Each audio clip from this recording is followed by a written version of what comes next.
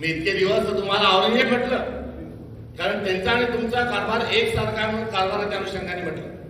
मी मोठं ऑपरेटिव्हच्या अनुषंगाने आपल्याला नथुराम गोडसेच्या बरोबर आपली तुलना केली आणि आपण हिंसक स्वरूपाच्या कारवाई करत असल्यामुळे मी दरिंदा देखील आपल्या एकंदरीत वागणुकीच्या आणि कारकिर्दीला म्हटलं. मात्र आज मी तुम्हाला देवेंद्र फडणवीस, आपण लोकशाहीला फाशी देत आहात, आपण माणुसकीला फाशी देत आहात, आपण महाराष्ट्राच्या संस्कृतीला फाशी देत आहात आणि आपण भारताच्या पवित्र अशा संविधानालाही फाशी देत आहात.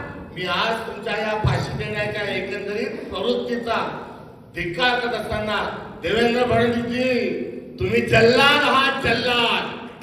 जल्लाद काय काम करतो तर लटकवण्याचं काम करतो.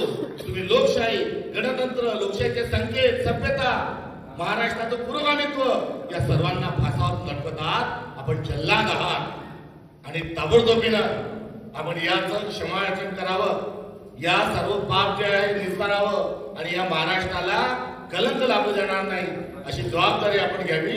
आपण या महाराष्ट्रात तट कारस्थान रचून जी कायदा व सुव्यवस्थेची, जी लोकशाहीची, जी माणुसकीची, जी महिलांच्या सुरक्षिततेची जी वाताहत होत आहे, याला आपण थेट स्वरूपाचे जबाबदार आहे. एवढाच इशारा या निमित्तानं या